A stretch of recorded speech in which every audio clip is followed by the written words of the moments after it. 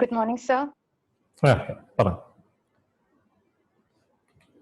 കേൾക്കാമോ? Good morning, everybody.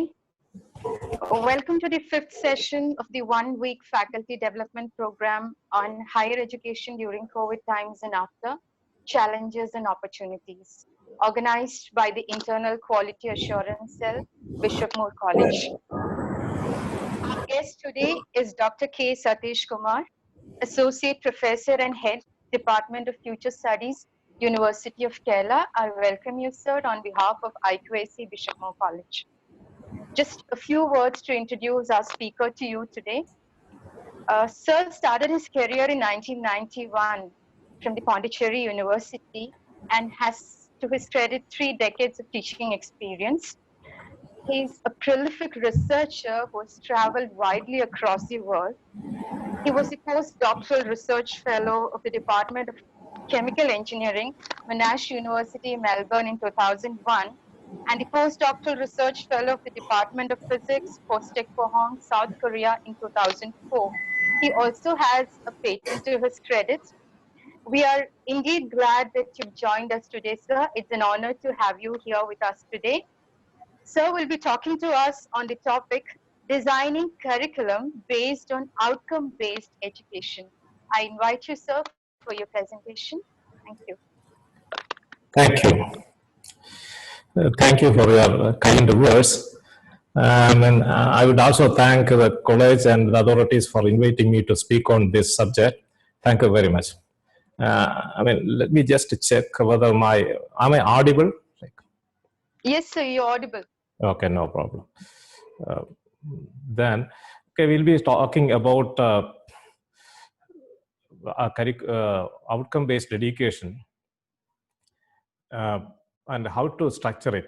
We can talk more about the theoretical aspect of it, but I'll be mostly concentrating on how to, in the practical sense, how can you do it practically, like to develop a course. That is what I would be concentrating mostly, because that is what useful to us. And the first part of the talk, I would be talking a little bit about the existing curriculum, the existing way of teaching, and its drawbacks. Maybe it has got some advantages also. I'll be talking about that. And then we'll move on to what is particularly what we can do with the outcome-based education. Here, by the name itself, it shows that outcome is the most important thing. Whatever we do, either not only the teaching, like everything, every action we take, we have a target actually, what we want to achieve. So we'll be firstly concentrating on what we can achieve out of it. If the target is not met, what's the point that we spend energy and time for executing something? So outcome is the most important thing. So in a way, it is a commonsensical thing, but the same thing is being applied to this education. So how to set this one actually? So now everybody is talking about outcome-based education. So how can we do this? I'll be talking about this kind of thing. In the initial part, I may spend some time and how to on the traditional or the conventional or the existing system. Then we'll move on to this outcome-based syllabus and structure. We don't these days talk about the syllabus. We structure about the curriculum, how we. What's the difference that I will be spending some time. To be frank, like I am also learning on this. If you have some ideas or some opinion, and we can share. Okay. So main thing is that outcome-based syllabus, it has got several terms, terminologies associated with that. One way it is a bit simple also. The first thing is there are several terms. So this is what called outcomes pyramid, pyramid. The first thing is every institute or a college or a university has a vision. You have a vision. Institute has got a vision. The university has a vision, or the college has a vision. As an institute, as an institution, you have a vision. So first thing is you have to set the vision. So in order to accomplish the vision, we have then mission. Like, mission is the step-by-step procedure, or a little bit more specific about how to accomplish the vision. So we'll be having that. The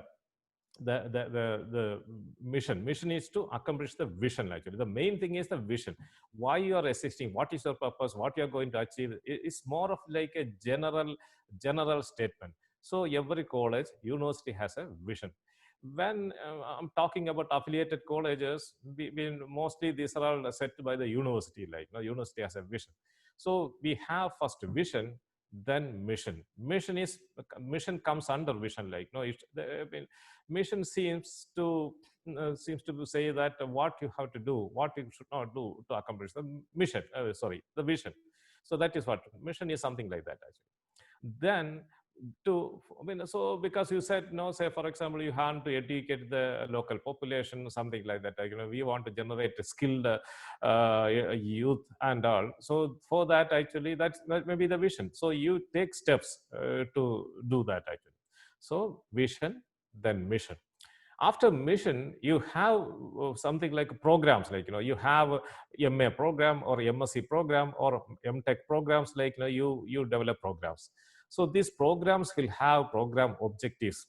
What is this program is about? So this program should not be contradictory to your vision, contradictory to your mission.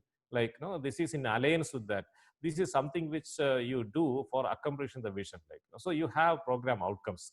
Then program specific outcomes are there, for that we will be coming about that. Then course outcomes. So these are the terms. This is the hierarchy of these terms which are associated with that actually. So you have an objective here. The first thing is, or the most important thing is the outcome. So if you do certain things, what is the outcome? If the outcome, if nothing is coming out of this, what's the purpose of doing it actually?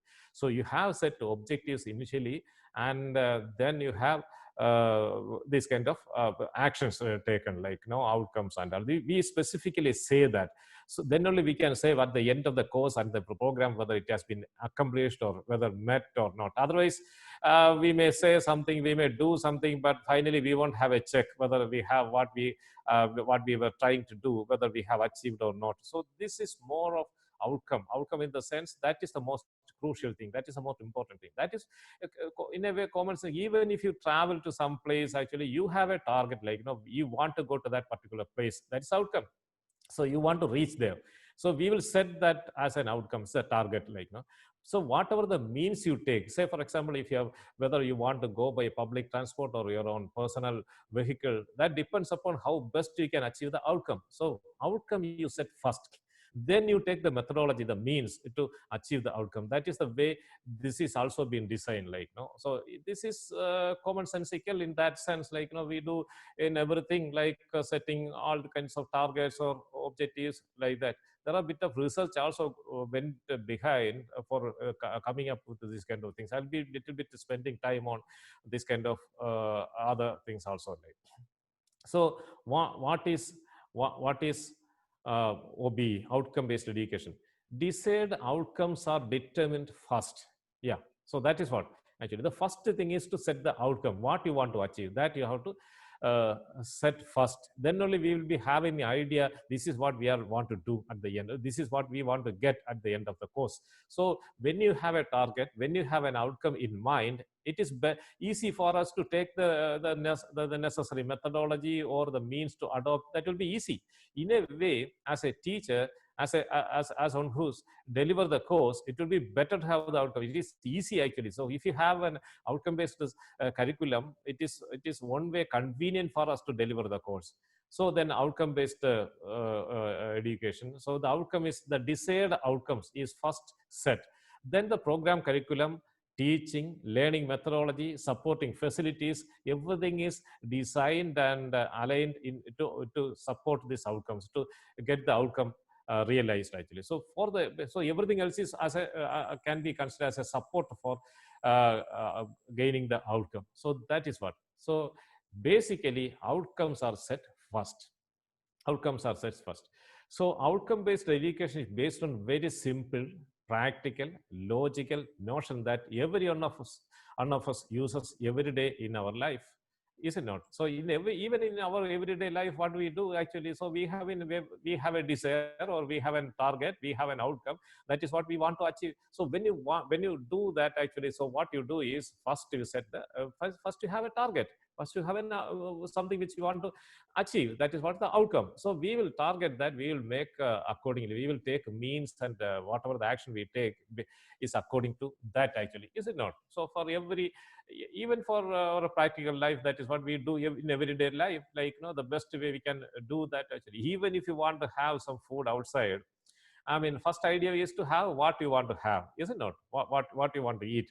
Then we will decide which hotel we have to go. Like, no, then only we will decide. Actually, this is what we, if this is what we want, this is the best hotel we will go. Like, no, this is the best hotel we can go. Like, no, then we take a practice. This is bit of like simple thing. Like, no, we all know there's nothing new about it. Actually, there is something. It's not a very dramatic or new idea or something like that. We simply implement this, what we practice in daily life, we practice in education also.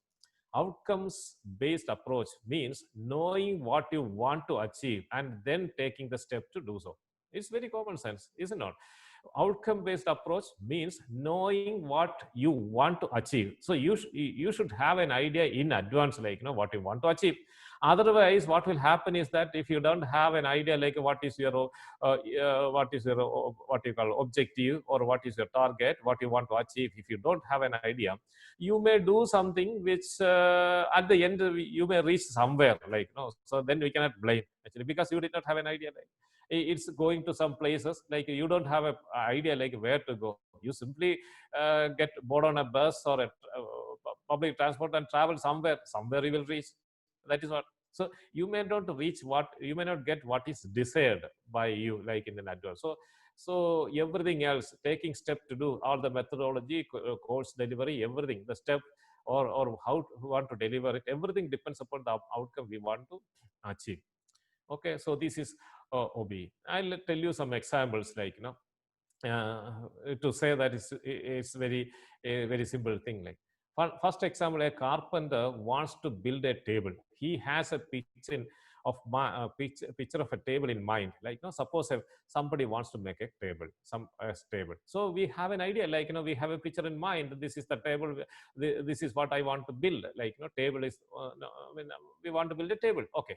So then he assembles the materials. What idea is to make a table. So whether you want to go to make a built by wood or a steel or something like that, if a carpenter, he will select the best wood that will be suitable for to make the table. Like, suppose if you want to have a strong table, then we will never go for a soft wood to make the table, like, because we want to have a strong table. So we will go for very hard wood to make the table. And we will never go for a very flimsy soft table, wood, to make it actually. So then we take for wood, and then we take step by step procedure to make it actually the table, out of the table. So the first, he will set, this is what we want, a table. And another example, if we can say, a mother wants to cook a meal, like, now. So to cook a meal, to get a meal is the objective, like, is the outcome. And then she has an idea about what the meal she wants to cook, and then she assembles her materials, tools, begin step by step procedure to create the meal. So when we have when we have the outcome, the target, it is easy to assemble the material. Say, for example, if we want to cook a particular dish, then only we will know what we have to add, what material we want to select, what food item we have to collect and put in actually. Otherwise, if you don't have an idea, how do you select the material? This is the same with education also. If you don't have an idea, like, what the students to become, like, what capabilities, what skill sets the students want to have at the end of the course, if you don't have an idea what you are going to deliver, like, you may not get a clear idea, like, how to deliver. But if you have an objective, if you have a target, like, outcome, if you specify it in advance, then it is easy for you to select the course delivery material, or what you want to, the teaching material, everything you can select. Suppose if you want to make your student to have a very lot of skill in a practical thing, or computational skill, or programming skill, so in advance, if you want to know that, the student should be able to program very what you call professionally, like very efficiently, then while teaching, while delivering the course, you will tell them, or you will train them to write programs, right? If you don't have that kind of idea in advance, so you may teach something, and at the end of the day they may pick up some skill, they may not pick up, and you wouldn't have an idea like what they know and what they do not know. Okay, so it is common sense, is it not? Outcome based education is not very what you call a rocket technology or a totally different thing, like it's common sense. In order to achieve something, you have to know or have an idea of what you want to achieve, that you should have in advance. I mean, in that sense, it's common sense. Outcome based approach is as simple as that. It is common sense. So it's not a very totally different or anything like that. It's common sense. Right? And practically, when I will tell you, when you make a outcome based syllabus, or what you call the syllabus, or a course design, when you design something, and in a way it is simple. It is simple. It is not that difficult actually. It has got a procedure you have to follow, you'll get it. Practically, there are issues like, when you specifically say what outcome you should write, and all, there are a little bit of practical difficulties that also I will come to and speak about it and something. Okay, so generally I want to give a message that outcome based education is not very difficult or anything like that. It's of more of common sense. That is what I want to say. Yes. And how it has originated, I won't talk much about the historical background. I'll just say that it has started with the Washington Accord actually. See, one thing is that even in our university, I'm working in University of Kerala. So suppose a student has got an undergraduate degree from some other university, they want to move and join this university for graduate courses. Then whether their degree, whether the undergraduate degree is good or bad, I mean, want to judge, have to have some kind of idea. Usually here in the university, you should have an eligibility certificate. First, a student has to apply for an eligibility, whether or equivalency, whether the degree you took from some other university, undergraduate degree you took from some other university, whether it is equivalent to the undergraduate degree here, like, you have to get a certificate and the kind of things like. It is varied, like, the level of knowledge a student may have at the end of the course may be different if you take from different universities, like. So these issues are not specific to our system. It is universal, like, so then many universities, many countries came together, and they agreed upon some basic principles. That is what we call now as Washington Accord. Initially, these countries were like, Australia, Canada, Republic of Ireland, Hong Kong, Japan, New Zealand, Singapore, South Africa, South Korea, and several countries, like, they all came together. They set a framework. Minimum this much skill set the student should have. Then the good thing is that if they move on from one country to another country, if they move on from one university to another university, the basic skill is the same. There is no question of equivalency or anything like that. So this accord was signed first, actually, established in 1989, and following these countries were joined actually. Later on, many countries joined this one, including India, like India.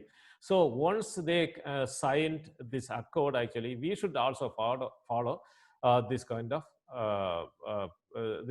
procedure, like now. So good thing is that if you set the outcome, and when once the student applied to some other university, if the university knows what the outcome they set at the beginning of the course, they can be sure that these students know these kind of things. They have this kind of skill set that they know in advance.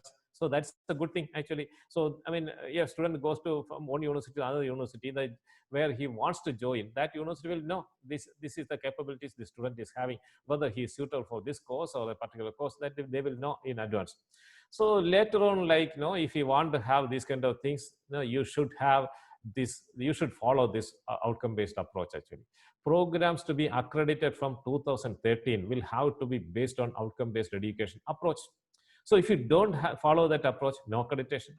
No accreditation, as simple as that, actually. So if you want to have accredit your institute, accredit your university, accredit your institution or college, you should follow outcome-based education.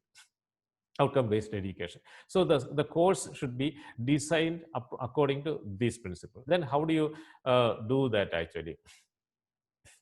Earlier, I mean, a little bit about the, I mean, existing or what is not as outcome-based education. Earlier thing is that the content is the main thing actually. We usually what we called the syllabi or the syllabus. Okay, so we put certain things actually. This is what we are going to teach.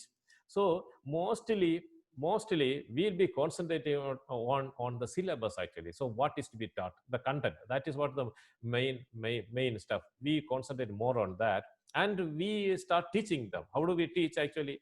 I mean, we usually lecture, then the student listen, they take notes, solve problems individually. That is the kind of the education they were following initially, like traditional approach.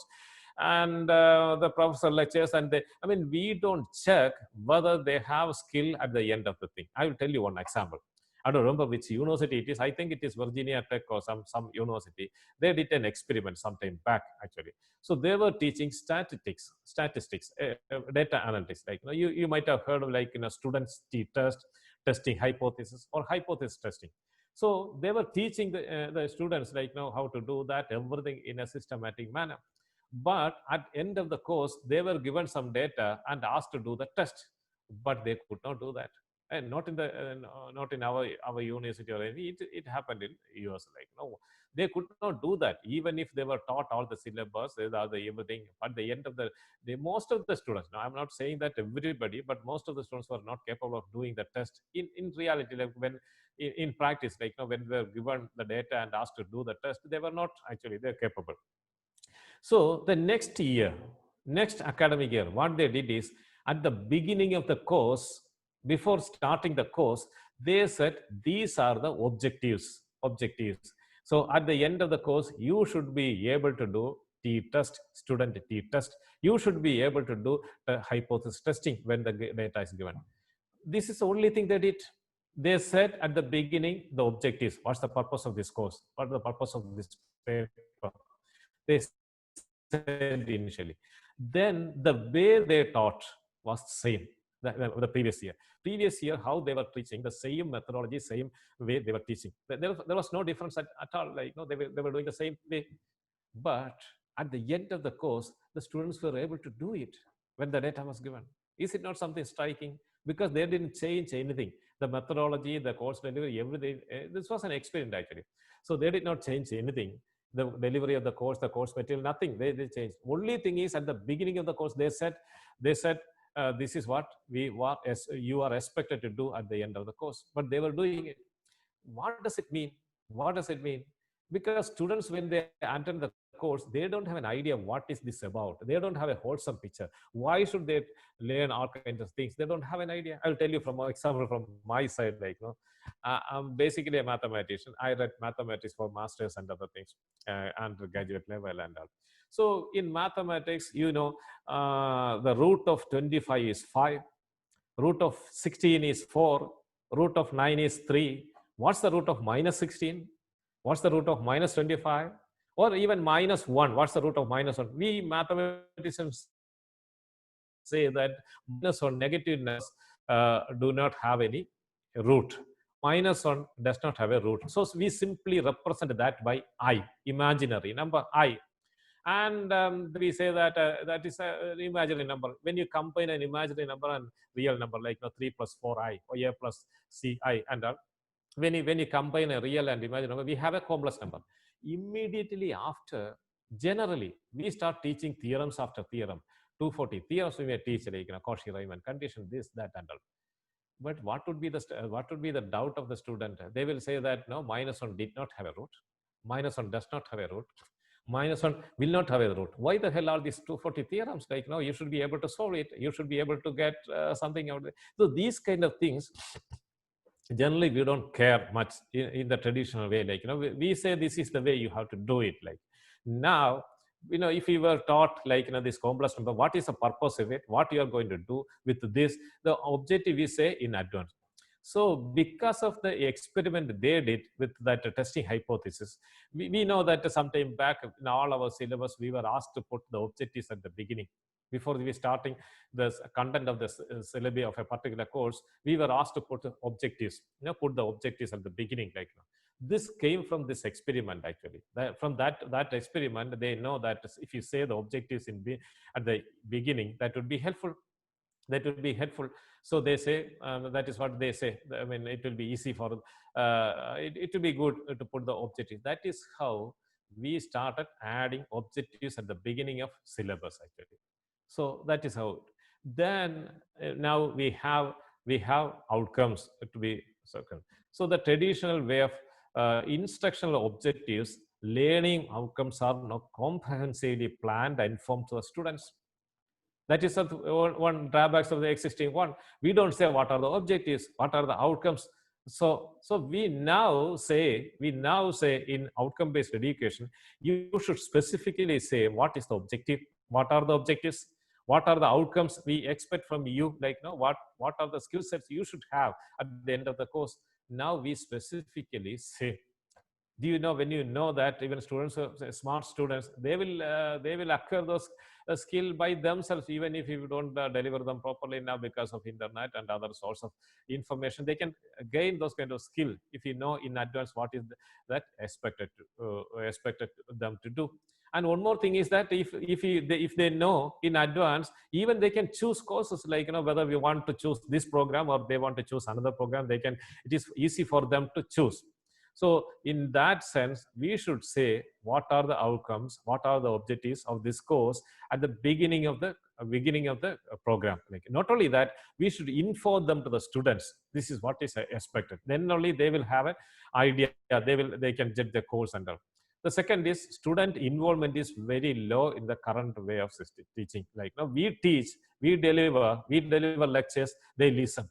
Their involvement in the class is bit less actually. So when they are not getting involved, the skill they acquire, believe it, may not be very efficient to the picking up the skill actually. So in the outcome based education, we say that the involvement of the students will be more, like. And third one is too much technical content at the expense of broader liberal education. That is what we do now. Like, we put a lot of stuff in. We stuff a lot of things into the syllabus. Actually, we teach a lot. Actually, I mean, but they may not be able to comprehend, or they may not be able to pick up everything in the limited time. Like, too much content. Too much content is also not good. Actually, you pick up something and teach them properly, I mean, based on the outcome. Now, since we are in the outcome based resolution, setting up the outcomes in the initially, the objectives initially, then we know what we should put in the syllabus actually. We should not put something which is not expected them to do, like, so the outcomes, since we set the outcome first, we know these are the things they should do. So we only put the content accordingly, like, we won't put something else. We don't say that we should have this kind of knowledge, that kind of knowledge. We don't put. We will only put those that is required to have that kind of skill set. The skill set, you can put anything, like, what is, I mean, based on the reality, what is expected, you can put more. If you set something, the outcome is something high or more general stuff, then you can put the stuff. Otherwise, but everything is based on the outcome. Yes. Okay, so these are the defects actually. That even the thinking skill, according to the current system of education, generally people say it is of lower order. They don't think much. They don't have. They don't think in a higher level. Like, they don't think. Why? Because that is not required from them. I mean, most of the examination you can remember and reproduce it and all. Like, even if a mathematical theorem, say you state something, ask the students to prove it actually, prove the theorem. So then you have to think and prove the theorem, like. But what they will practically do is they will mug up, they will remember everything from the textbook and reproduce it. They don't really do by themselves, is it not?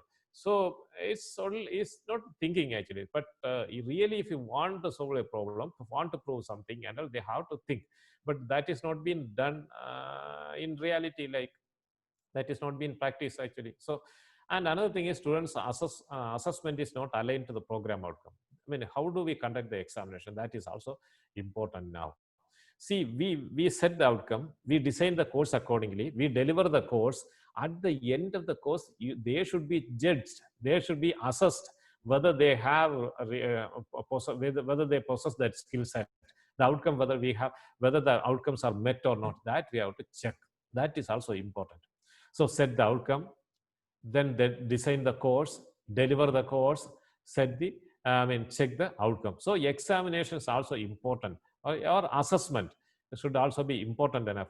Otherwise, the assessment should be made in such a way that whether we should be able to know whether the outcome is met or not. That is how we have to set the examination, not just judging their knowledge or showing of our knowledge level or nothing. Actually, the examiner should be precisely enough to check whether the students have picked up the skill set or not, whether the outcome has been achieved or not. That should be the way the examiner should be designed, I think.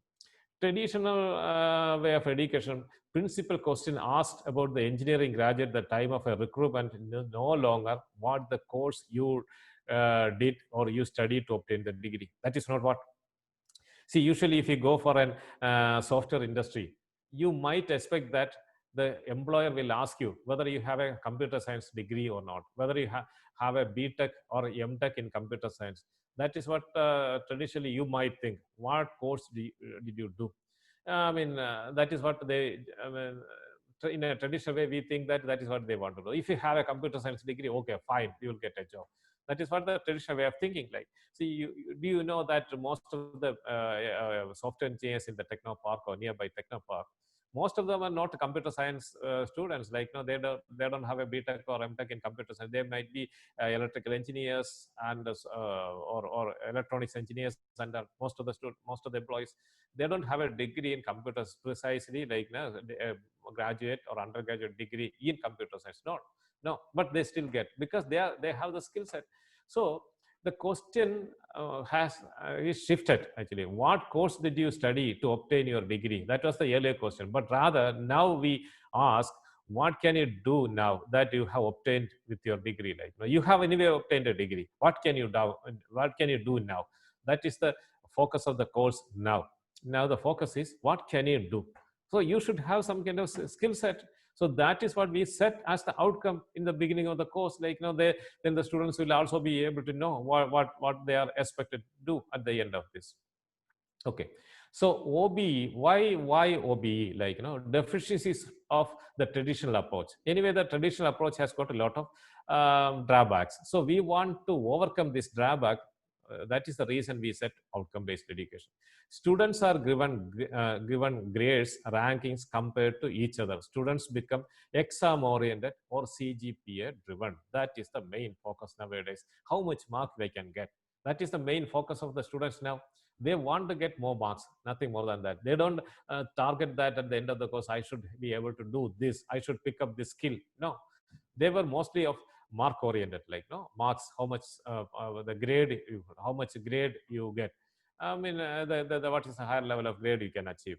So it is more of like grade oriented or the marks oriented. That is work of the students. Like, if we particularly learn this one, we'll get more marks. So we'll only concentrate on that, actually, even though the other thing may not match, they not fetch much marks, maybe useful skill set for getting a job, but we don't care much about that, actually.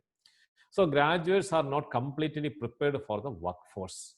That is a main drawback. We always say, there are a lot of unemployment. We have got a lot of educated workforce. Educated graduate and other thing, young generation, but they won't get job. And most of the time, from the employer side, what they say, the industry say that they are not employable, in the sense they are not capable of do what they expected to do in the industry. So that they don't have that kind of skill set. Say, for example, communication skill is a very essential skill set you need to have wherever you go. Like, what kind of the industry, even if you go, you should have a communication skill. Like, we generally want to focus much on that, actually. Lack of emphasis on the soft skills you need. There are a lot of soft skills. Say, for example, at least to prepare a PowerPoint, how to prepare a PowerPoint, how to send the message across. These are all some kind of skill sets, soft skill sets, that generally people don't have, even after they have very high score in the examination. Like, some of the examples they have been listed here are communication skills, interpersonal skills, analytical skills, working attitude, and human relationship skills. Actually, that is also an important thing, like human relationship skill.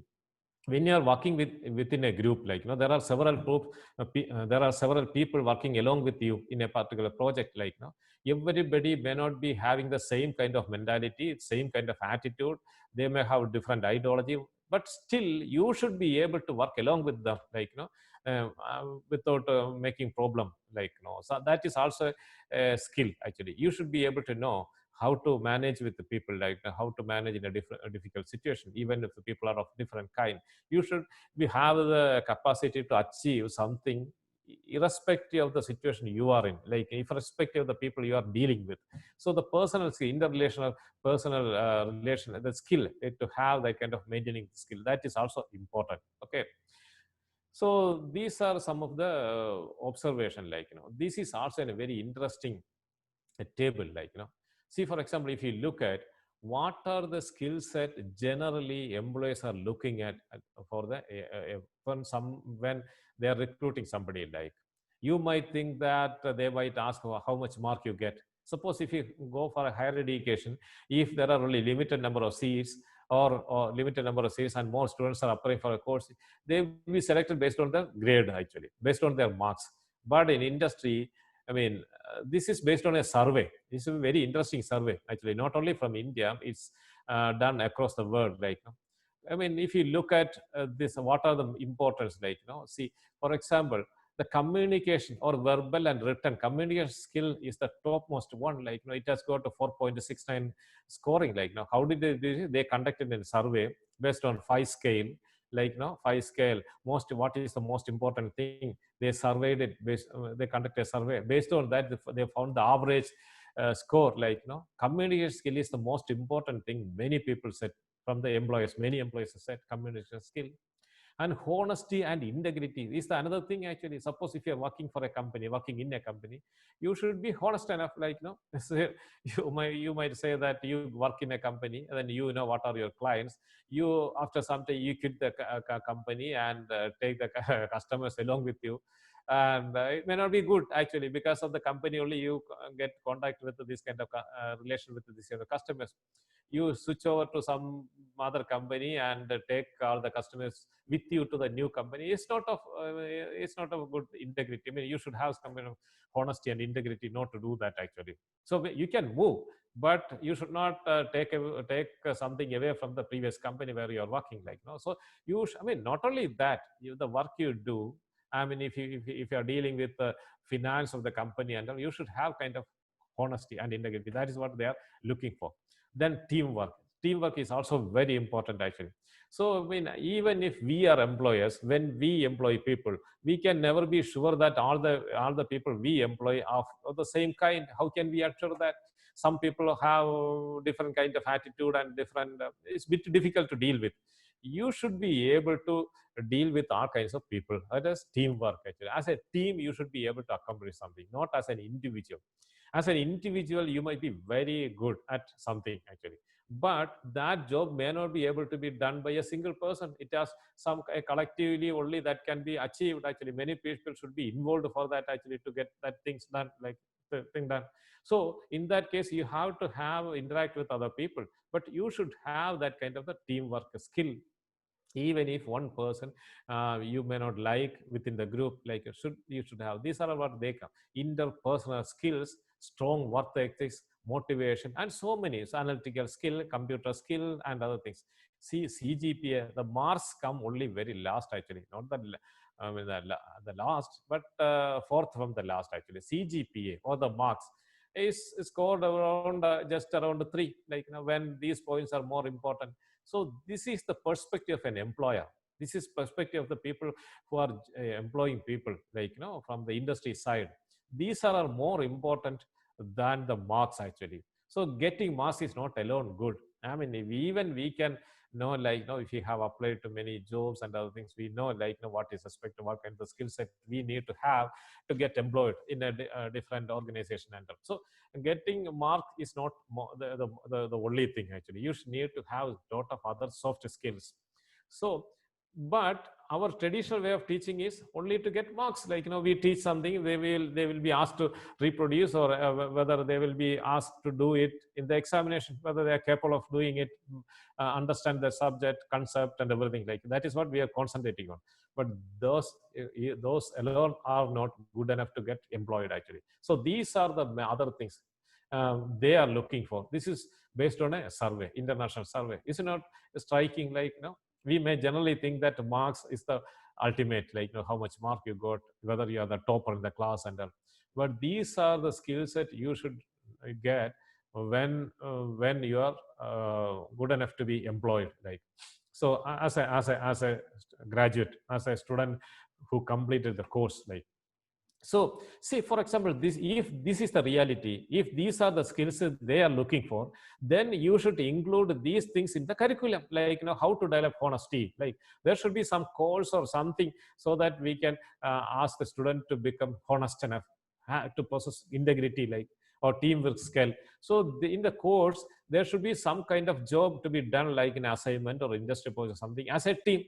Whether they accomplish that assessment, that project, suppose there is a minor project to be done, not as an individual, as a team, as a group of students, then that is also important. Like, no, I mean, whether they do it in the course, when they do it in the course, at the end of the course, they will have that kind of team set. So these kind of things we should include in the syllabi, in the course, like, and we should also check them at the end of the course.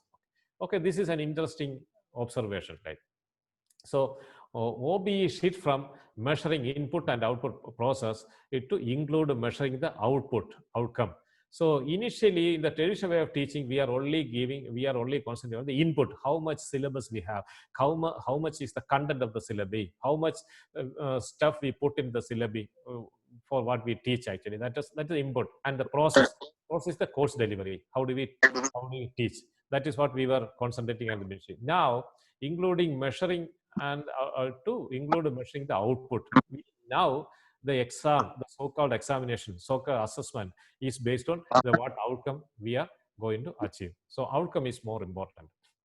The expectations of the students under OB, the outcomes. Students are expected to be able to do more challenging tasks other than memorize and reproduce what was taught.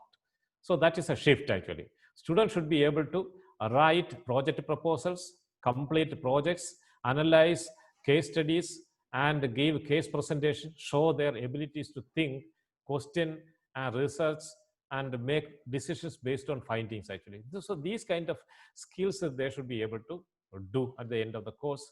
So, I mean, these are the outcomes we expect from them, actually. So more creative, be able to analyze and synthesis information, like able to plan and organize tasks, able to work in a team as a community to propose solutions to problems. Like, suppose as a team, if you are given a problem, you should be able to solve as a team, not as a single individual. Like, maybe as a single individual, you may not be able to come up with the best solution. Suppose a group is better, so within the group you should have that kind of skill to interact with and get with some solution, like, and market their solution. That is also important. Suppose if you have a good product, you should be able to market them also. Like, no, you have to convince the customers to buy it. So that is, marketing is also an important. These are the thing, like, initially, in the traditional way of thinking, we are giving importance to input and the process means the teaching delivery of the course. Now we have program and the subject outcomes. For what are the outcomes? Program, subject outcomes, program, education outcomes. So what is the outcome at the end you are going to achieve? What are the skills that you are going to get as a student? So that it to for the to fulfill the stakeholders satisfaction. Stakeholder means even the employer is a stakeholder. They want, they expect from that, actually. So the teaching, assessment by exam, test, and assignment, assessment of teaching staff, lecture material flow, that is also important. We have to assess the teachers also, right now. So more thinking, I mean, should be involved in complete the project and other things for the being given to the student. Stakeholders means, this is also very important, actually. Say, for example, suppose you are designing a course based on outcome based education. So who are the stakeholders? the student, of course, the faculty, then the employers. That are also important actually, because you are educating students and they are not employable, and the industry does not want, the employers does not want these people. So what's the point, like, so you should listen to employers also. Oh, and what their feedback should be included in the designing the course. Suppose they want this particular skill set, then you include that in the syllabus, in the course, so that the students will pick up that particular skill set. Industry advisors, academic staff, public, parent, students, alumni.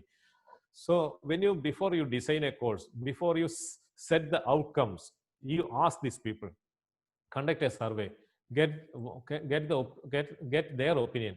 So based on their opinion only, we put the outcomes. So again, we'll come to that. So now we'll move on to what are the, what you call, particular steps, or the factors involved in the outcome-based education. I said earlier, vision is the most, the general stuff. Every university should have a vision, then mission. A mission is to accomplish the vision actually. Then program mission. Program is each course, like, master's course, MA, MSc, or MA is a program. MSc is another program. MTech is another program. So each program should have a mission and their outcome, we should say in advance. Then programs like, MA in English, MA in Hindi, these are all specific programs, like, then you should have, for a specific one, you should have specific program, specific outcome. So generally, all the MA, whether it is MA English, whether it is MA Hindi or Malayalam, like everything put together, MA as Masters of Arts should have a program outcome. Then for MA Malayalam, you should have a specific outcome. I mean, I'll tell you, even see, for example, why do you want to consult the industrial people? See, now these days there are a lot of websites are coming up. So the computer scientists or computer students, they are capable of making the website with beautiful graphics and other things. They'll create the website. But the problem is that you need to put something in that. You need to write something in the website. So this is what called the content development. You have to write. Suppose your website is about orchid flower, then you should write something about orchid flower, the history and thing. So you need to know, you need to have the skill set to write something.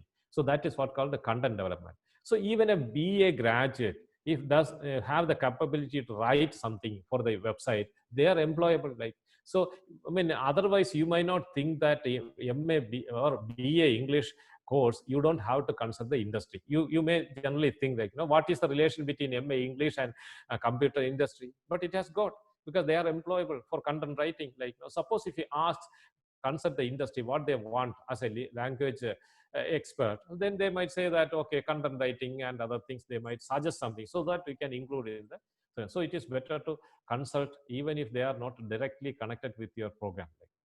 Okay, so then I said vision of the institute. So then mission. Now we have program educational objective. Program educational objective. Program education objective means we have to specify. Suppose we have a Master of Science course, we should say what are the objectives of this course. We should specifically say. So that is the first thing. I said vision, mission, program education objective. Okay. So program education objectives are broad statements that describe the career or professional accomplishments that the program is preparing the graduates to achieve. So at the end of this program, the students will have this kind of accomplishment, this kind of skill sets that we say in advance, like for the program. That is what called program educational objectives. We should specifically say these things actually. So OB approach start with defining the outcomes. They are required by the various stakeholders. Three types of outcomes. The first one is that program educational objective. Graduates should have after the few years of graduation these many qualities, these many skill sets that you have to specify. That is what called program educational objective. I mean, generally it is easy to say. Now, what I do is that you refer some syllabus, what people have written like that. By from cases only we can learn. I mean, personally, I find it is generally it is easy to say these kind of things. But if you really want to learn something, you have to go through some syllabus actually. So to get the program design programs. So then we will get. I can show you some of the examples also. While framing the PEOs, the following factors are to be considered. PEO should be consistent with the mission of the department or the institute. Actually, you initially said the university will have the institute or the college has, this is the vision of the college. Then to accomplish that, we have mission. So if you write something contradictory to that as a program education objective, because you start a course, that is not at all there in the objective of the university, objective or in the mission of the institute or university, then that's not good. So the courses you are starting, the programs you are conducting should be to meet the mission, to meet the objective of the institute, like the vision. It should be in alliance. So it should be consistent. Everything should be consistent. And then all the stakeholders should participate in the process of framing a PEO. So when you have a new course, like say for example spoken English, you have a undergraduate course in spoken English, then you should, what are the objectives of this course? And you are not designing everything by yourself. Actually, it should be, I mean, your role is limited actually in a stricter sense, and it should be decided by the employers. You should consult the industry and other people, all the stakeholders. Then they will say, this is what we expect. So though what they expect, you should put as an outcome with the objective, like, is it not? So it is a collective process. We should have some kind of interaction process with industry and other stakeholders so that you can get idea to frame the objectives. The number of POs should be manageable. That is also important. When you start a course, you should not put hundreds of objectives. Like you may not be able to meet or achieve those kind of objectives at the end of the course within 2 years course. If you put too many, you may not be able to achieve. So it should be reasonably the number should be reasonable enough, in the sense it should not be too many, and at the same time it should not be too less also. I mean, it should be in a reasonable level. Like, I mean, putting too many objectives, you may not be able to accomplish. That's the thing. It should be based on the need of the stakeholders, and the objective should be based on the need of the stakeholders. If the employers want something and your objective is totally different or contrary to that, it may not be good enough. So it should meet the stakeholders. It should be specific to the program, not too broad. That is also important. When you have a program, the objective should be specific to the program, not a broad thinking like, no, we want to make fingers or something like that. It should not be very broad actually. It should be specific. Suppose if you want to have a technology course, the objective should be the developing the technology or skill sets of the students. Like, it should not be very broad. It should not be too narrow either. I like a program outcomes. Object should be a bit more. So easy to say, no? Then you may have a doubt, what is the difference between this and that. I mean, best thing I would suggest is to go through some existing one. Then you will get an idea. That is what I do. Whenever I want to learn something, I took samples, and I mean, if you Google it, you will get a lot of such design curriculum, OB-based curriculums. You can get actually what they wrote. You go through that, you will get an idea. The main thing is that, in a way, why I said it is easy, because you are not writing the objectives. You collect from the stakeholders, and what they say, you put it. So in that sense, it's easy. But the difficult part is to consult everybody. Like, somehow you have to consult. Either you have to conduct a meeting, or you have to consult them through internet and send emails, collecting feedback, and you should consult it actually. That's a bit difficult part of it. For example, the academic program might read something like that. The PEOs should be something like that. Statement of areas field in which graduates find employment. So, I mean, you say the objective should be, at the end of the course, the students will be able to get employment in this particular field, something like that. Preparedness of the graduate to take up higher studies. Peers are reviewed periodically based on the feedback from the program various stakeholders. That is also an important thing. I should say now, because I may forget it actually. I should not forget to tell. The main thing is, we may think that we may make a curriculum, a syllabus, or a curriculum, and we forget about it. It's not like that. It should be keep on evolving, keep on modifying. Like, it's a dynamic process, not a static one. Once you do it and forget, it's not that way.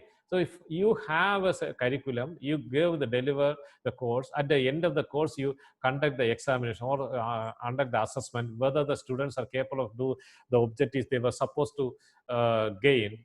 So then you will realize that some objectives they could not gain, some objectives they could gain, and also you have to consult your stakeholders. But see, for example, their objectives, their demand may be varying, like, once a time, even for data science, data analytics, initially they were every student should be able to do the software like called R was initially been very popular for data analytics, and then focus of the industry. No, I'm not saying globally, but generally they switch out to Python. Now everybody wants to Python skill. With both, you can do the data analytics, but they want to do, they expect the students to know Python. But that means their objectives, their outcome, their expectations also changing. It has got changed. The stakeholders, they say, the industry initially said you need to have this. Now they say they have this. So we should also modify the course accordingly. Like these objectives, we have to change every year. Like it's not like one-time business. And now people in the industry, they have switched out to Scala or something other than that. So we should also teach these kind of things in the course. It's a dynamic process.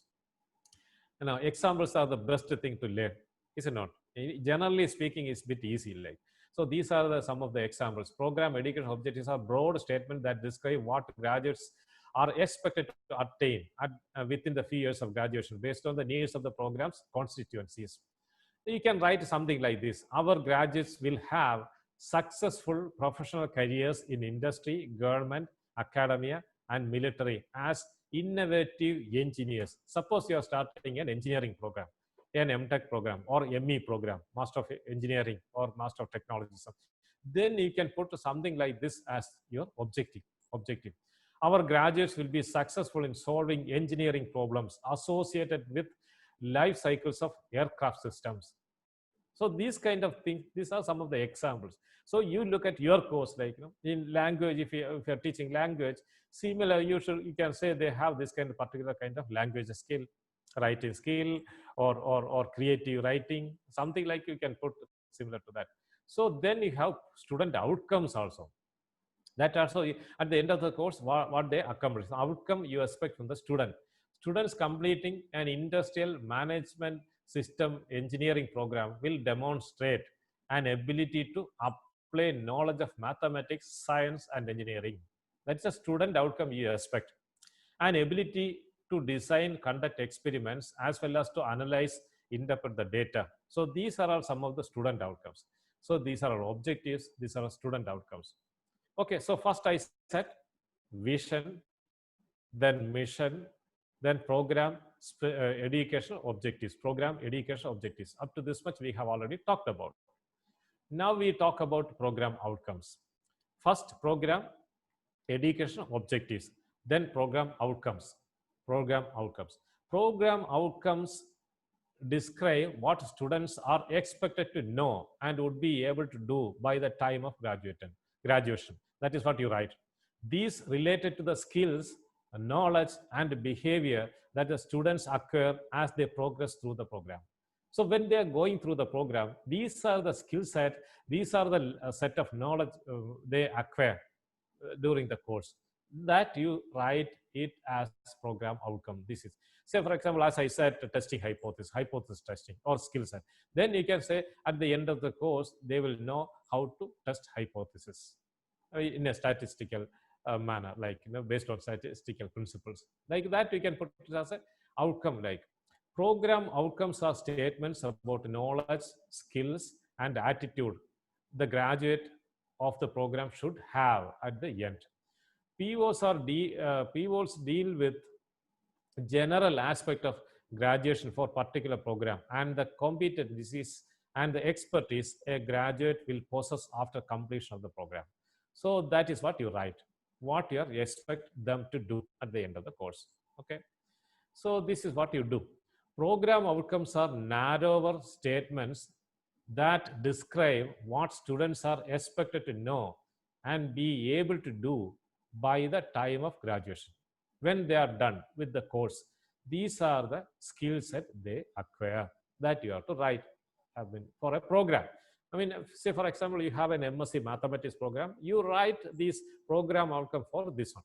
You got it? So, that is what the program for the MSc course. As I through, I mean, this program, MSc mathematics program may have different papers or different courses, like one course in algebra, one course in analysis, one course in complex numbers, or something like that. Actually, so you may have different thing. A MSc program in physics may have classical mechanics as a course, or relativity theory as another course, and they may have a course on electronics, and they may have different courses, but everything put together for the program, you can have a program outcome.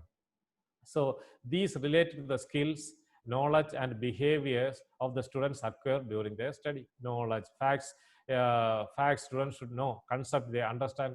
These you can put as program outcome. The traditional education teachers focus on covering the content, giving much less thought to the learning by the student and teaching methodology.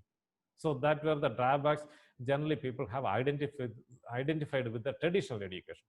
The content-driven approach to teaching has been referred to as teacher-centric approach. When you're focusing the teacher, I mean, when you are concentrating how to deliver the lecture, what should be content, it's more of like a content-oriented, teacher-oriented. You don't concentrate much whether the students have acquired that kind of skill or not.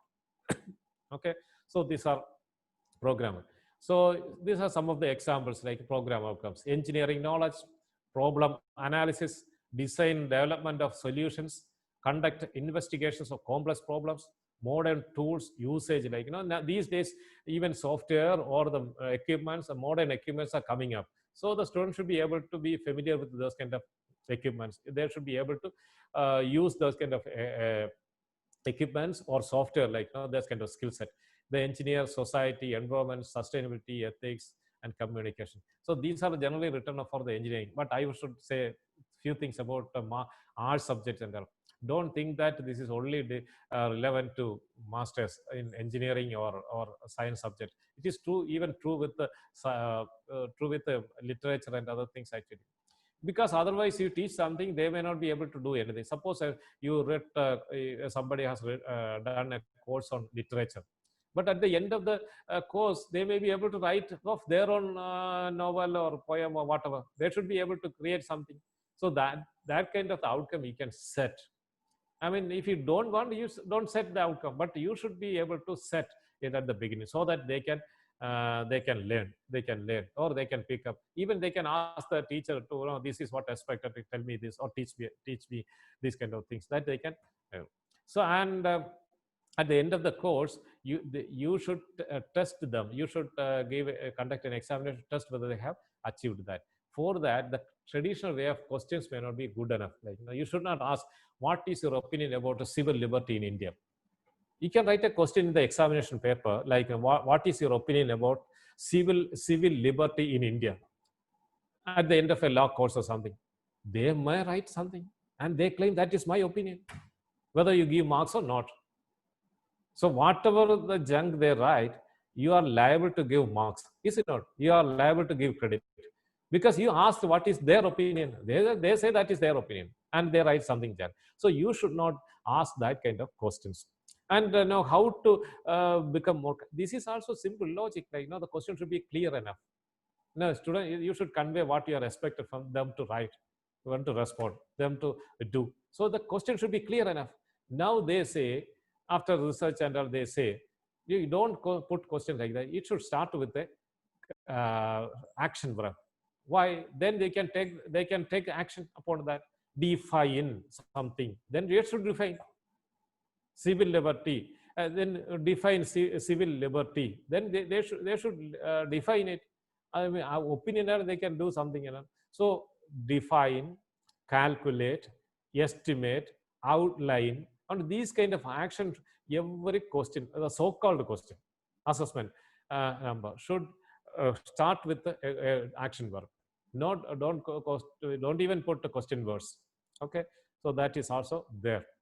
Then you can have a table like that in the course, like, these are the objectives. You have program education objectives. Okay, as one, I put some objective. Engineers will be able to solve engineering problem, software skill problems. Sorry.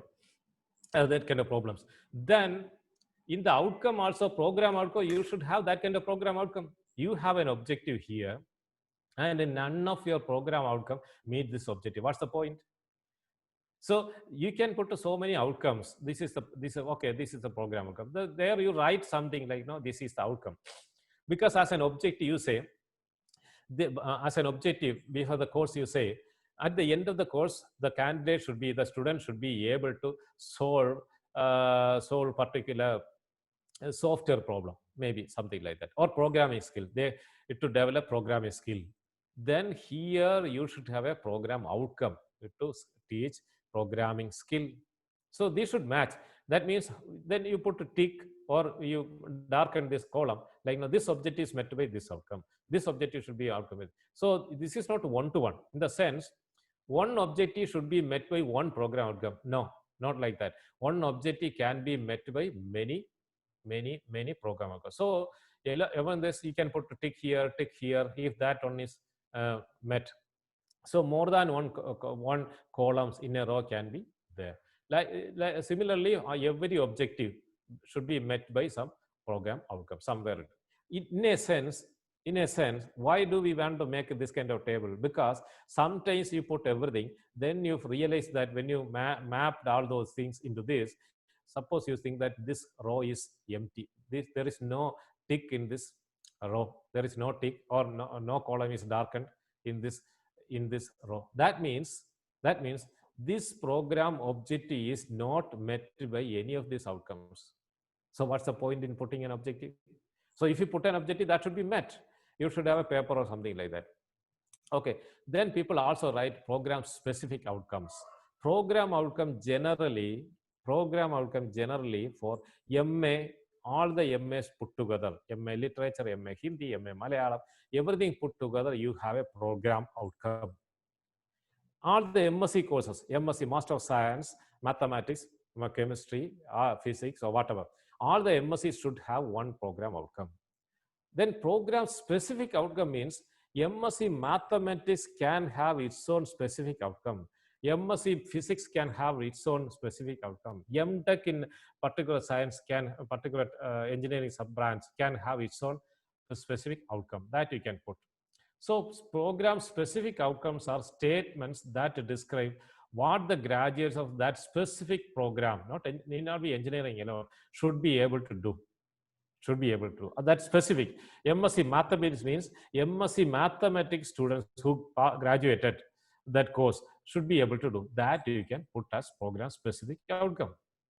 You got it or not? I mean, to catch up, I'll talk from the beginning. We said about vision of the university, or vision of the college, or vision of the institute. That's the first thing. Second is, we said mission to accomplish the vision. Then you have programs. You conduct education programs like MSc, MA, MTech, and these kind of programs you conduct, or BA, BSc, BTech, and courses you conduct. For each program, this is called a program. So programs, you have program, educational objective. So first, vision, mission, program, education objectives.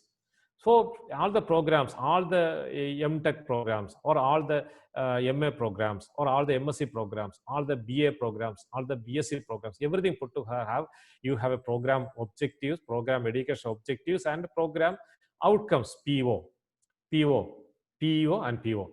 Vision, mission, program education objectives, program outcomes. Then program specific outcomes.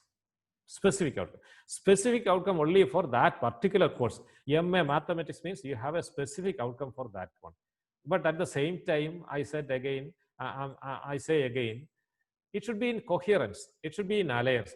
The program specific outcome should be in alliance with, complementary to the, in alliance with the program outcomes. It should not be contradictory. So you have in general some settings. So each one should be in alliance with that. Then people started writing this course outcome. Course outcome means, say for example, MSc Mathematics has an algebra course, a paper in algebra. That is what called a course in algebra. So you say what is expected out of them, the students, by attending this particular paper, by taking this particular paper, by attending that particular course. So you write, that is called course outcome. Vision, mission, program education objectives, program outcomes, program specific outcome, then course outcome. Course outcome is each paper, each course will have a course outcome, right? That is what course outcome. Suppose if in a MSc physics you have a paper on optics, you teach them a paper on light and its properties, like, no, and its applications also. Then the outcome they gain just by the end of it is called the program, the course outcomes, right? Each paper. So we are almost done. Vision, mission, program education objectives, program outcomes, program specific outcomes. For each paper we have course outcomes. Course outcomes are skill learned by students at the end of each course in a program. Each course means each paper in a program. Okay, if you are teaching Malayalam, MA Malayalam, then you may have a paper like Malayalam grammar. Malayalam grammar may be a paper, a course. Then you write what they know at the end of what they are supposed to know at the end of the course. What are the skills that they gain at the end of attending that particular paper, that you have to write. That is course outcome. Course outcomes are skill learned by the students at the end of each course in a program, right? End of each program, each course, you have some kind of skill they should are expected to know. That is called. Then I will talk. So we have almost done. And then I want to say one more thing. These days, people even write outcomes for each module. Suppose in a paper, in a course, there are 6 modules. Even people are writing modules, even module outcomes, each module. Why do you want to have this module? Why do you want to have this module? So you write that's objectives we expect from that module. People have started doing it also. We may think that it is a bit laborious, but it's easy. It is like you travel with a map, travel map. If you don't have a travel map, it is difficult for you to travel. If you have a travel map, it is easy for you to travel. So for everything, if you have specifically write everything in advance, it is easy to deliver it and to assess the students, right? Module outcomes are also being written these days, actually. Now we will see some kind of examples, because I mean, I personally think generally we can easy to talk about, but to gain idea, it is case studies or examples are the best thing to get us more interest. So this is one vision of one particular institute. We provide a society with the people serving and problem solving professionals in computer engineering. That is their vision. We provide a society with the people serving problem solving professionals in computer engineering. That is their vision. So what is their mission? It to provide our society with high quality professionals having strong education income. Because in the vision they say computer engineering. So here mission they say computer engineering with rich cultural, ethical, environmental and social sensitivities and capacity for critical thinking and entrepreneurial skills to solve computing problems. So these are all kind of steps or more detailed sketch of the vision they were going to achieve. Provide a service to solve engineering problems and measures of interdisciplinary teams kind. These are the, I mean, you can look at, this is one particular one. I mean, there is nothing very what you call special about this particular one. I just wanted to show you something. You can Google it, you will get a lot of such similar things. Then you will get an idea how to frame your these kind of things. I want to say one more thing. Many of you are working in affiliated college. You might ask, these are all set by the university, what is our role? Okay, that is true. Many times these visions are set by your university or affiliating university. So if they have a vision, you are as an affiliating institute, college, your vision is the same. You can have a specific thing, but in alliance with your university, like many things you can't do of your own, but that I will talk at the end of it. Program education objectives, how do you write? This is what a graduate course address the challenges that they will face in their careers. That is a program education objective. So in the program outcome, you should have some kind of courses how to face the career problems, the challenges associated. You should have a program on that. Otherwise, how are you going to pick up? So you should have a program, I mean, on that. Pursue lifelong learning and continue develop their problem solving skills. If your students want to have that kind of attitude of lifelong learning, during the course you should teach something. You motivate them. And how to motivate? You should have a framework. You should have a clear idea. Exhibit leadership and team building skills. So you teach them this kind of quality. So these are a kind of objectives. These are the objectives you want to have. Then you set a program outcome based on that. Program outcome, some of the examples like ability to understand, apply fundamental knowledge of mathematics. This is one example, not a general one. This maybe this program outcome for MSc mathematics, or even engineering. Even engineering, they have a paper on mathematics, like the ability to understand, apply fundamental knowledge of mathematics through differential equations, probability and statistics, science, physics, chemistry, and engineering sciences. So this is one of the program outcome. They say proficiency in a minimum of 4 recognized major computer science areas. So this can be program outcomes you put. So then learning process, how do you teach them? Like, guide for the learner. Be sure that the students know all these things in advance. That is one of the main thing.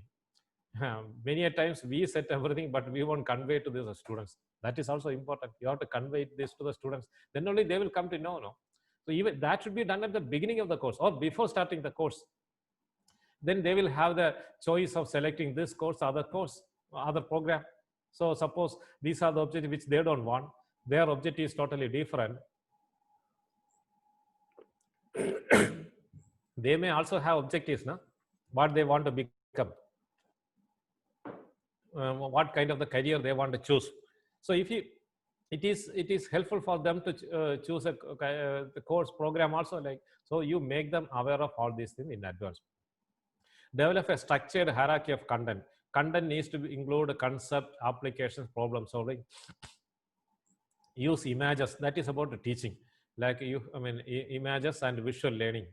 That should also be put. Ensure that students is active during class. It should not be a passive learning. You simply lecture and they simply listen. That's not the good way to for them to pick up ideas. Like require practice. You ask them to practice and other things. See, this is on survey. That is also important. According to US Department of Defense, nearly a decade ago, we have short-term retention of approximately. Like how the students learn. This is also based on a survey, but survey is done in US, not in India. But maybe even if you conduct a survey here also, it may not be much different because we are all human beings. 20% of the students learn by just hearing. They are very capable students. You just to tell them, they will learn. 20% of the total number of students. And 40% of what they see and hear. 40% of students, they need something to see, something to visualize. Just by lecturing, they won't learn it. You want to show them something. Suppose if they are teaching something about a circuit. Sorry for that. So if you want, we are teaching about a circuit. We can simply teach them the circuit. You can lecture about that circuit, but just by hearing, only 20% of the students will understand.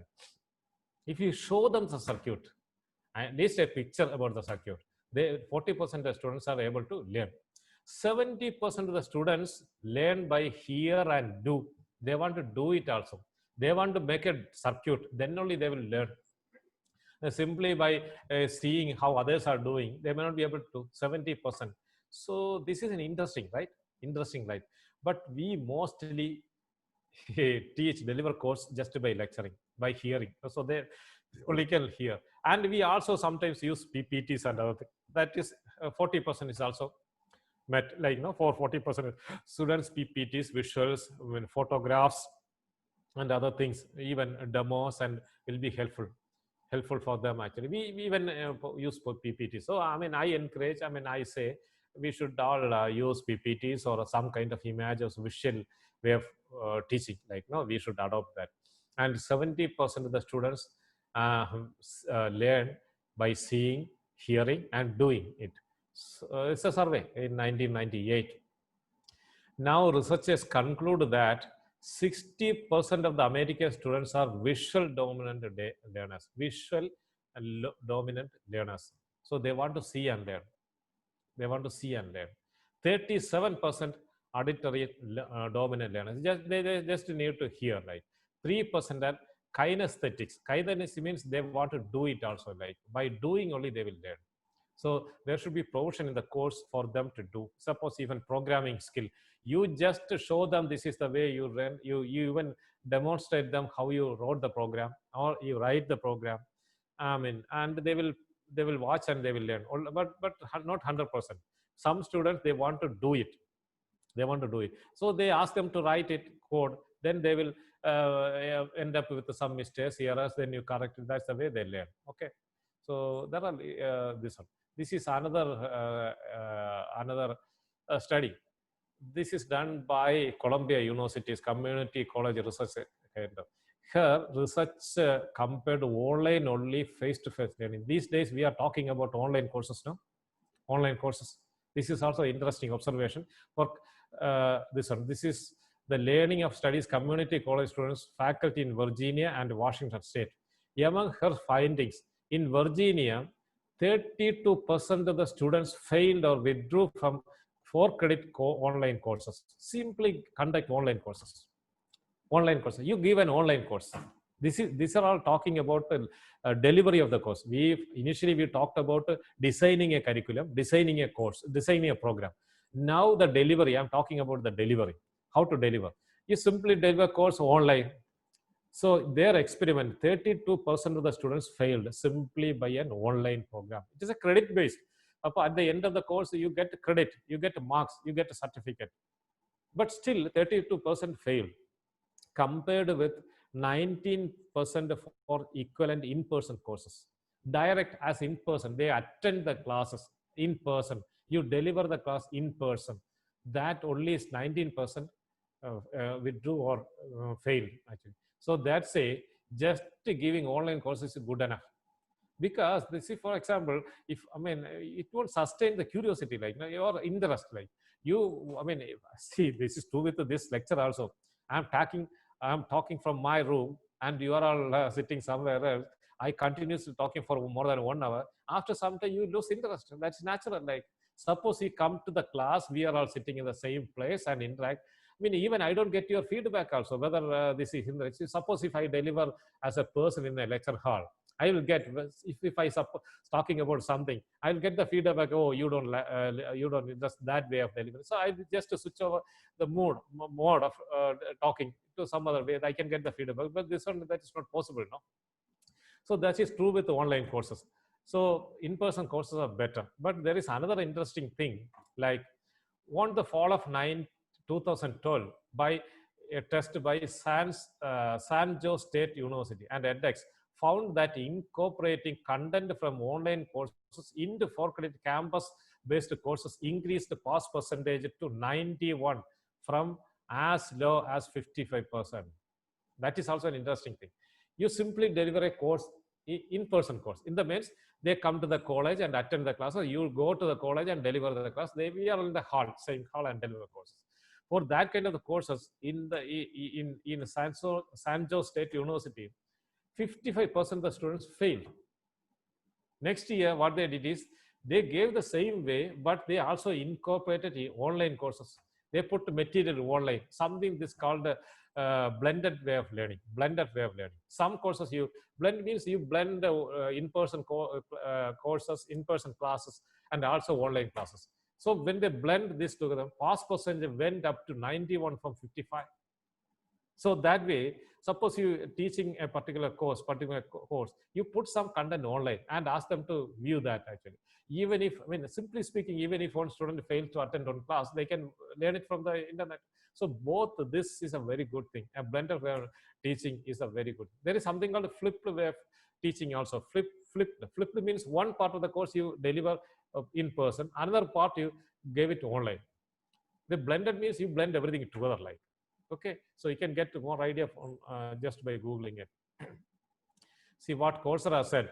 We do not recommend the selection and online only experience over a blended learning experience. Blended learning is better. Like, how do you write learning outcomes? Now, what are the words you use? These are the 5 levels actually. The knowledge level is different actually. the basic level, the lowest level you can say, is just remember something, because we need to remember certain things.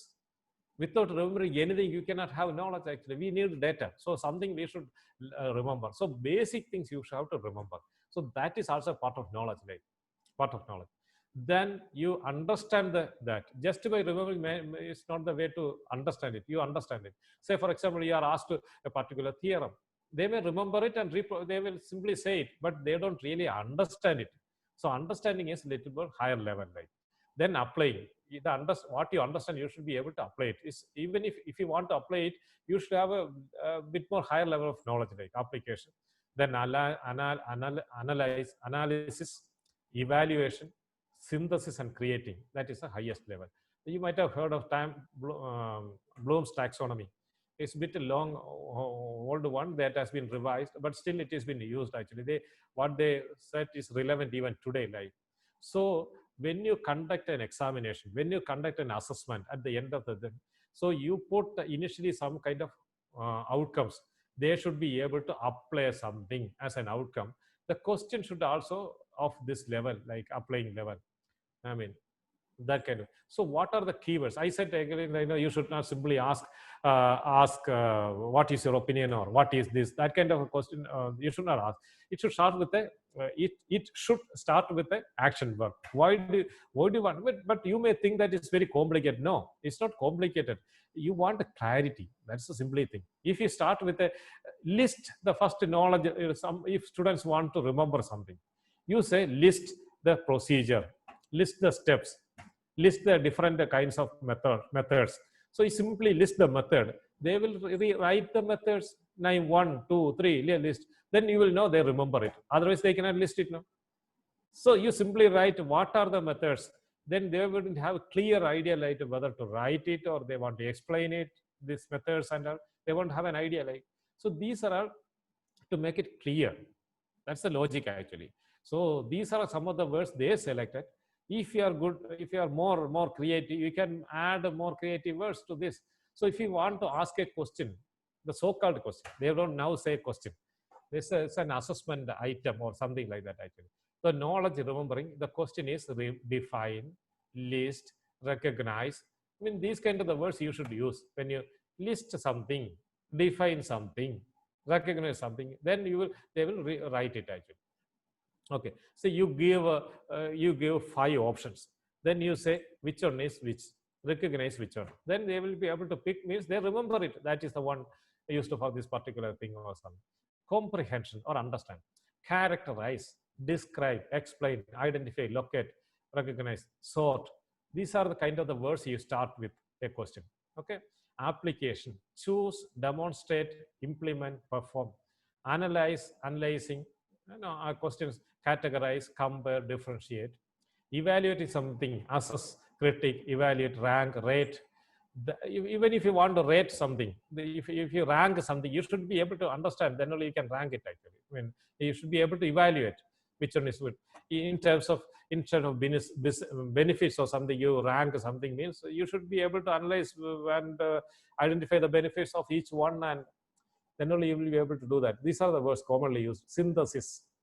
Then construct, design, formulate, organize, synthesis. Suppose if you taught several electrical circuits, then you ask them to create a new circuit or design a new circuit. Then they should be able to remember certain things, analyze certain things they should be able to apply, and then they create a new one. Is it not? So that they create a new one, right? So that is more, that's higher level of knowledge according to him. Then verbs to avoid, and you should not ask this kind of question. Understand something. How do you know that whether they understood or not? Appreciate something. Appreciate, you can ask a question like that. Appreciate the beauty of these 4 lines. You give a poem, a stanza of a poem, and you ask them appreciate this poem. How do you know that whether they appreciate it? They write something. So confusing. I mean, the logic is simple. These are a bit confusing. The clarity is not there. Know about, become familiar with, learn about, become aware of. These kind of questions you should not put, question words you should not put actually. Then learning outcomes were learning objectives.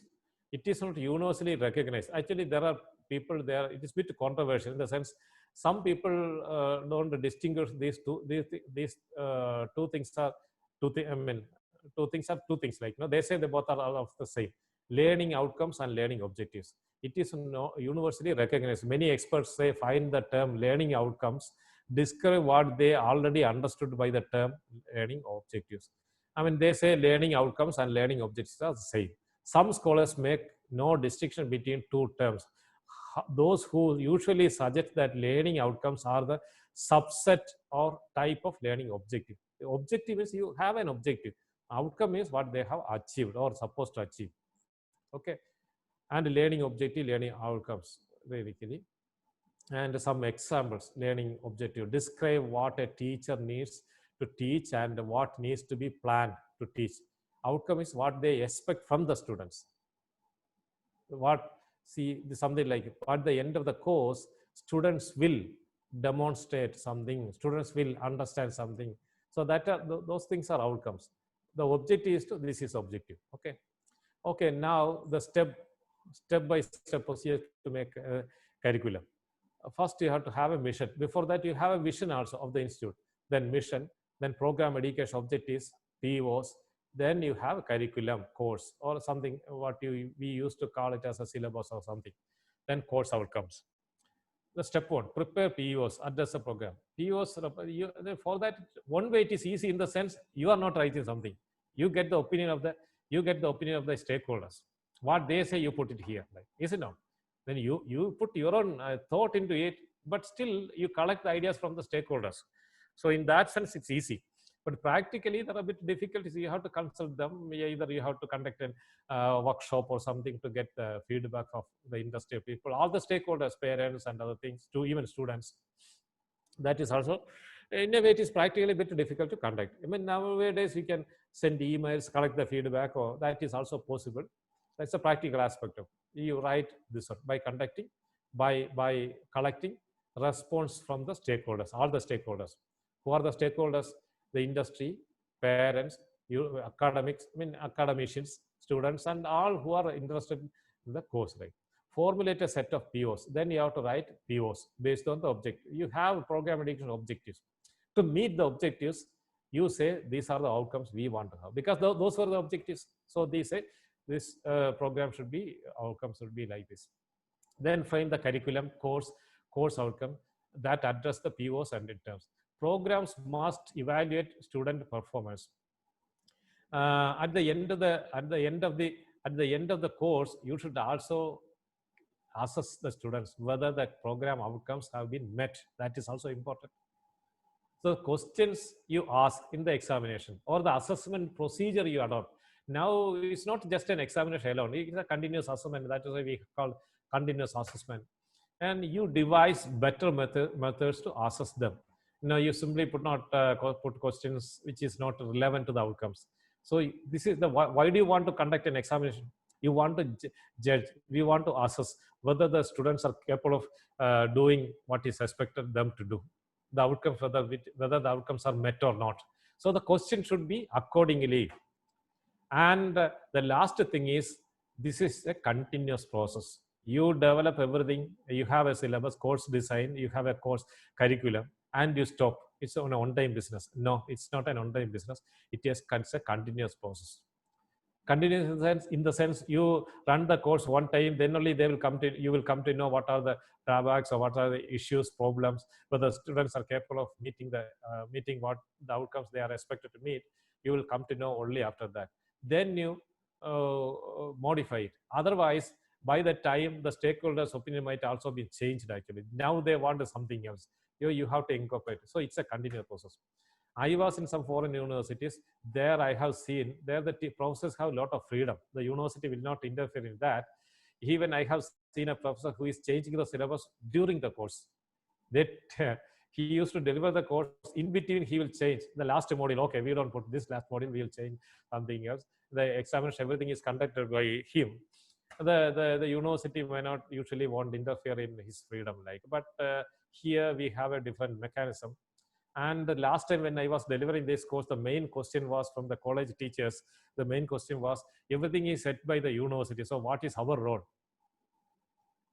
what is our role? Like, no, it is, everything is given by the university. But I would say university, you are the one, the university, I mean, part of that. Suppose, say, for example, you have a academic council, you have a board of studies, you have your own representatives. In principle, theoretically, you are the one representing them. Since you cannot all go to the board of studies, you send somebody that is your representative. You have to tell them that this is what we want, and they are the one who use this. In principle, everything is fine. But practically, I know the difficulties in the working. Actually, they will insist something, and which you may not be of the opinion. You may differ or something. But anyway, there is a process of there is a methodology to interact with. And the other thing is that, as a as an exercise, I would suggest you, whatever the existing syllabus or the course you are asked to teach, you write outcomes for that. It's kind of, that's not the way to be done. Actually, it's first you write the outcome, then you develop the curriculum, the content. But you can do a bit of reverse engineering. It's a bit of practice. You can do that actually. And responsibility as a teacher, formulate learner outcome. This is in principle, but in many affiliated colleges where you were given the syllabus, you may not have that much freedom. But in principle, as a faculty, you are the one who is formulating the learning outcomes, teach courses, enable this. But that you have every lot of freedom. Like, how do you want to deliver it? You can put online content, you can have in class lecture classes and practice classes or lab classes, that and all. You have a lot of freedom. I mean, we saw some statistics earlier, like, you can improve upon your course delivery. You can improve upon, examine the students whether the course outcome have been attained or not. You initially set some outcome, at the end of the course you should be able to see whether they were met or not, and improve continually the course outcomes, and in turn foster the program of the outcome. The outcomes should be continuously modified and evaluated and redefined. Like assessment components, like, no, how do you conduct the examination, whether or judge whether the outcomes are met or not. Learning objectives Development of learning objectives and outcomes, first one. Check alignment with the curriculum objectives. Check alignment between curriculum and objectives of the outcomes. Develop assessment plan. How do you want to assess that? You have to develop an assessment plan. How do you want to conduct an examination? And there may be some what you call class test or something, like you want to assess. Some freedom is there, some freedom you know. Even if university want to have this is to be conducted, you can conduct something else also, like to assess.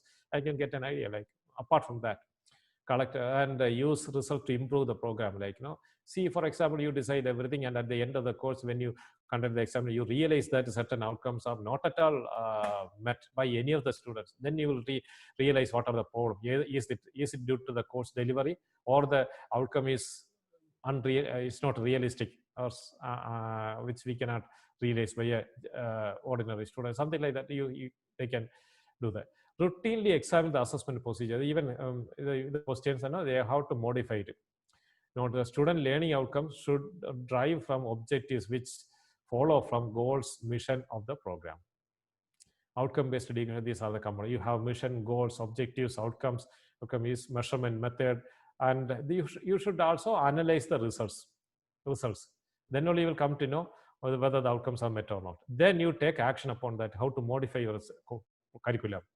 Then it's a continuous improvement. It's a continuous process. Why do you want to have this? It will enhance the quality of teaching and learning to ensure approval, accreditation.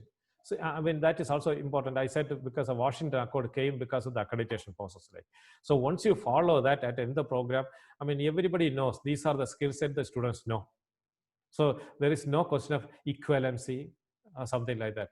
So the approval, accreditation, and ensure the accountability and the quality of assurance. And that is also accountability. We are paid. We are supposed to develop a skilled young generation and all. But whether that has been met or not, it's a bit of this will put a bit of accountability to our job. Take responsibility for their own learning, and we should also take responsibility. What we know, we should also improve our own skill set and articulate the knowledge, skill, experience acquired during their program. It is a framework for collaborative curriculum planning. It's not of a one person, one man show. It's not. It is not. It's a collective process. It is like a tool for evaluating and improving curriculum. Encourage a community between undergraduate, postgraduate, and continuing education. Even after all your education is over, you are continuously learn throughout this one. This you can get from the internet. Like when I said about Bloom's taxonomy, how to conduct examination. I mean, there are different levels. The lower level is remember. You may remember a lot of things, but lot of things, even if you remember, but what you understand may be something. No, that is it's kind of a pyramid shape. Then apply, analysis, evaluate, create. You may remember so many things to create one particular thing. So that is why it's coming. It is converging to this one. And how do you conduct an examination to check whether they remember or not? These are the words: define, duplicate, list, memorize. These kind of words for explaining. Now, how do you know that they really understand something? You taught something, whether they understood or not. You want to check. Then you can put the questions like, classify something, describe something, discuss, explain. So a question should start with these kind of action verb: apply, evaluate, execute, implement, solve, using. So then they will apply. Say, for example, in mathematics, you give a mathematical problem. You taught several mathematical theorems or theories, right? Then if you are given a problem, they should apply the theorem to solve this particular problem. That is true with the building engineering systems also. Like they were taught a lot of theory, you should be able to apply it. Then analysis. If you want to analyze the thinking process, the thought process should be of little bit more higher level. That is what they say. So differentiate. The questions you can put is differentiate, organize, relate. These kind of words you can put. Then justify, evaluate, how something which they want to evaluate, justify the stand or decision. Then apprise, argue, defend, judge. These kind of words you can put. Create something. If you want to create new, which is not existing now, you want to create something new. So what kind of, you can put to design something, like as I said, design a circuit or design something. Then something which he is there creating new, designing a new program or something like that. Assemble, construct, conjecture, develop, formulate. These are the words you usually order. Even in literature, you ask them to author a poem, author an article in literature. So you have an MA course in literature. You can ask them whether they are creative or not, author a poem, author an article, author a write-up, something you can say, investigate. These are the words. Okay. So I was continuously talking. I don't know. I mean, it's an online thing, is it not? So I was continuously lecturing, talking. I mean, you were all at different places. I wouldn't get any feedback, like, while giving, while I was talking. I hope you enjoyed as much as I enjoyed talking to you. And I mean, I should acknowledge several people. And these things are a lot there on the internet. I also collected from internet, to be frankly, like some of the main sources I have used. These are the people, these are the sources I have used. But I don't say that this is the best thing. I mean, there are a lot of material outside, out there on the internet. You collect it. There are sample syllabi also. There are a lot actually. So when you get some sample curriculum, that would be easy for you to formulate at the end what you can do. I mean, with these words, let me conclude. Thank you very much for patience.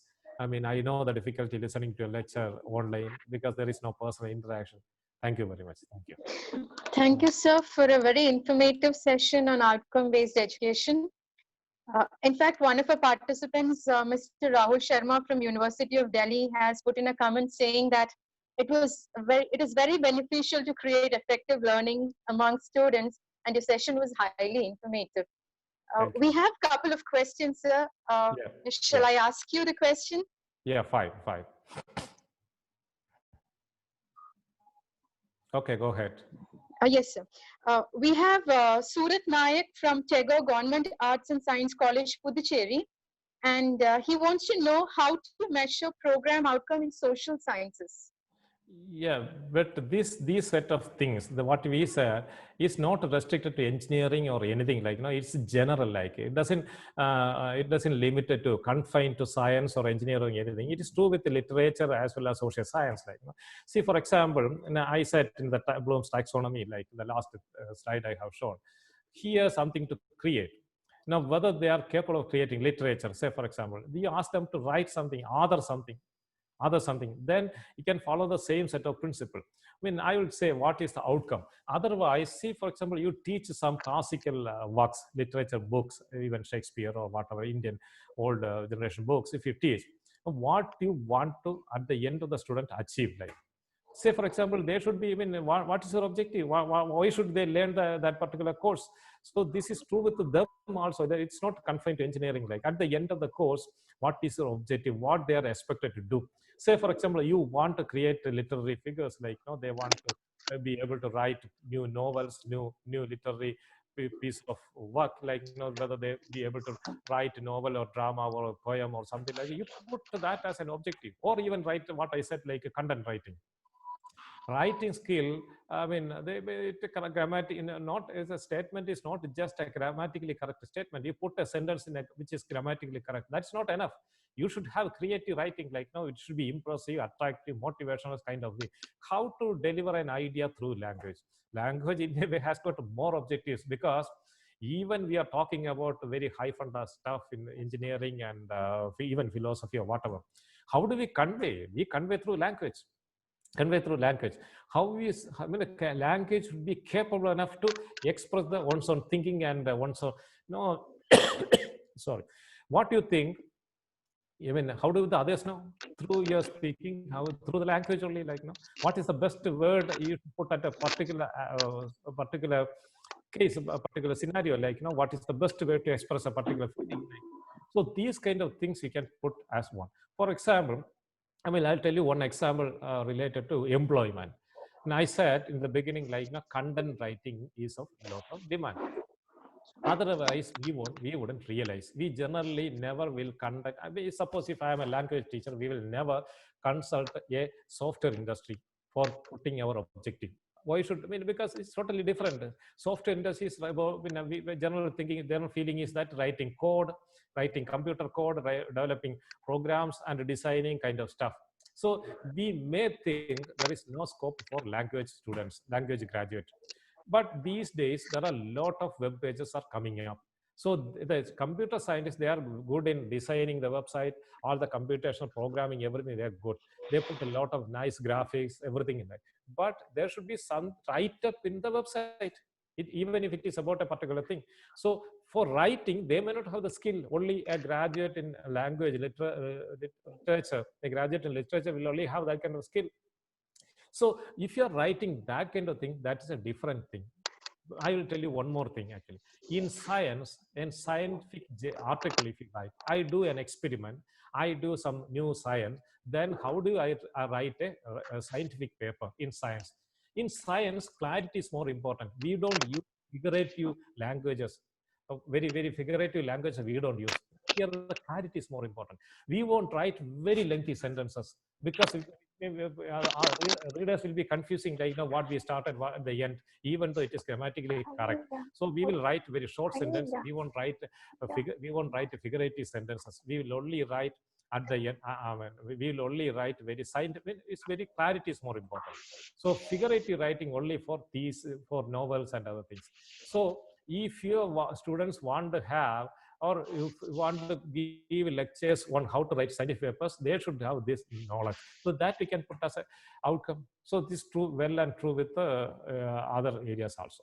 I think I am clear. It is clear enough. Yeah, thank you, sir. There's just one more question. Yeah. This is from Manjula Krishnan Nair, Mar Athanasius College, Kodamangalam.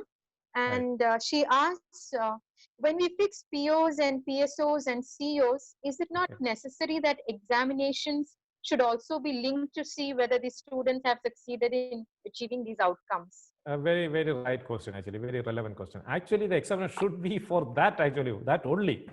Examination, why do you want to do examination? Whether examination check whether the outcomes are met or not. No, I mean, usually there is a tendency among teachers, like, when I teach, I have a tendency that I should put very tough questions. Why do you want to put tough questions? To show off my knowledge, like, it's not like it's not the place to show off my knowledge.